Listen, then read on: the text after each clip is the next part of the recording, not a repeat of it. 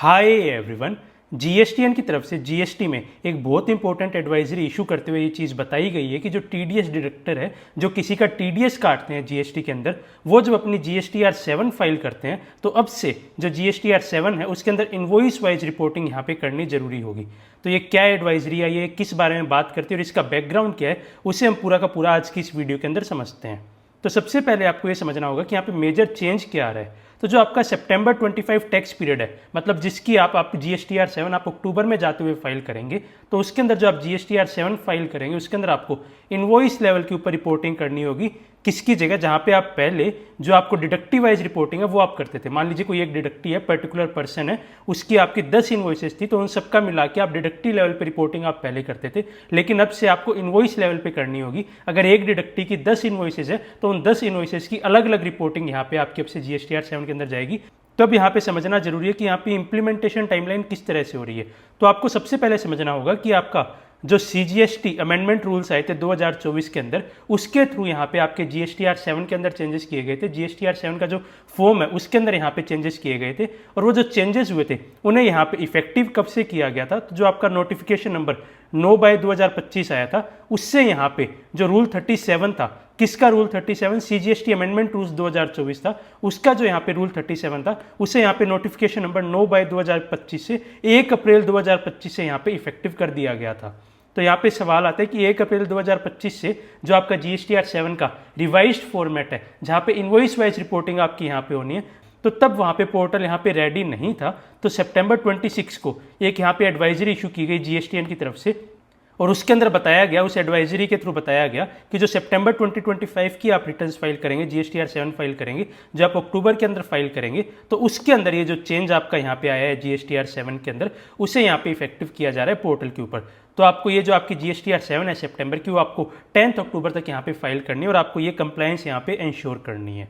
तो इसके पीछे का लीगल फ्रेमवर्क क्या है? लीगल फ्रेमवर्क का मतलब ये है कि जीएसटीएन के जब मन में आए तो वो चेंजेस नहीं कर सकता पोर्टल के ऊपर। पोर्टल के ऊपर अगर कोई फॉर्म के अंदर चेंजेस आ रहे हैं तो वो किसी लॉ के अंदर चेंजेस है, किसी नोटिफिकेशन के थ्रू चेंजेस आने से उससे बैक्ड होने चाहिए, वहां पे कुछ चेंजेस आए होने चाहिए, उसी को पोर्टल यहाँ पे इंप्लीमेंट कर सकता है पोर्टल के ऊपर। तो ये जो आपके चेंजेस आए थे वो आपके नोटिफिकेशन नंबर 9/2025 से इफेक्टिव हुए थे, 1 अप्रैल से इफेक्टिव हुए थे। जो आपका central goods and service tax amendment rule से उसका जो रूल 37 था वो इसके रिगार्डिंग यहाँ पे बात करता था। तो अब इसके बाद हम यहाँ पे देखते हैं कि बेसिकली जो टेबल 3 अब से होगी आपकी, उसका यहाँ पे स्ट्रक्चर क्या रहने वाला है। जीएसटीआर 7 की जो टेबल 3 है उसका अब से यहाँ पे स्ट्रक्चर क्या रहेगा।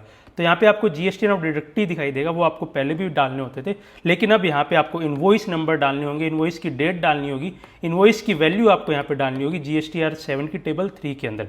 और उसके बाद आपको यहाँ पे आपने जो अमाउंट पे की और जिसके ऊपर आप टीडीएस डिडक्ट करने के लिए लायबल है वो आप यहाँ पे डालेंगे। आईजीएसटी का कितना टीडीएस काट रहे हैं आप, सीजीएसटी का कितना टीडीएस काट रहे हैं, स्टेट या यूटी टैक्स का आप कितना टीडीएस काट रहे हैं, वो यहाँ पे आप टेबल 3 के अंदर रिपोर्ट करेंगे, और वो आप यहाँ पे इनवॉइस वाइज रिपोर्ट करेंगे, क्योंकि यहाँ पे आपके इनवॉइस नंबर के साथ यहाँ पे आपसे डिटेल्स मांगी जा रही है। तो आप यहाँ पे इनवॉइस वाइज रिपोर्टिंग यहाँ पे आपको करनी है। तो आपको इसके लिए स्पेशल क्या ध्यान रखना है, इस बार जो आप जीएसटीआर 7 फाइल करेंगे तो आप जो डेटा प्रिपेयर करेंगे, आप डेटा मांगते हैं अपने क्लाइंट से, तो वहाँ पे आप इनवॉइस वाइज, इनवॉइस लेवल पे आपको डेटा मांगना होगा, इंस्टीड ऑफ जो डिडक्टी का ऑल टुगेदर एक ही डेटा आ जाता है कि हमने उन्होंने पूरे मंथ के अंदर कितना टीडीएस काटा, कितने अमाउंट पे काटा, उसकी जगह आपको इनवॉइस वाइज डिटेल यहाँ पे आपसे मांगनी होगी। आपको इंश्योर करना होगा, आपके जो क्लाइंट्स हैं उन्हें इंश्योर करना होगा कि उनका जो सिस्टम है वो इस तरह से डेटा आपसे प्रोड्यूस करे कि जहाँ पे इनवॉइस वाइज डिटेल्स वो यहाँ पे आपको प्रोवाइड कर सके।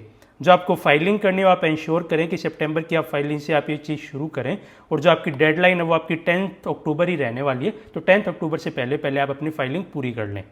तो इस पूरी बात की अगर मैं आपको मेन टेक अवेज यहाँ पे बताऊँ तो टेक अवे यही है कि सितंबर 25 की टैक्स पीरियड की जो आप रिटर्न फाइल करेंगे, जीएसटीआर 7 फाइल करेंगे, वहाँ पे आप इनवॉइस वाइज लेवल रिपोर्टिंग करेंगे, और जो आपकी कंप्लायंस डेट है, जो ड्यू डेट है, वो आपकी 10 अक्टूबर यहाँ पे रहने वाली है। तो इन चेंजेस को ध्यान में रखते हुए आप अपनी जीएसटीआर 7 फाइल करेंगे सितंबर मंथ की। और जैसा कि आपको ध्यान ही है कि अगर आपको ये पीडीएफ चाहिए, ये प्रेजेंटेशन आपको चाहिए फ्यूचर रेफरेंस के लिए, तो आप इसको डाउनलोड करने के लिए, इसे रिसीव करने के लिए आप हमारे व्हाट्सएप ग्रुप से ज्वाइन हो सकते हैं, जिसका लिंक आपको डिस्क्रिप्शन में मिल जाएगा, और जो पिन कमेंट है वहाँ पे आपको उसका लिंक मिल जाएगा, वहाँ से आप इस पीडीएफ को डाउनलोड कर सकते हैं।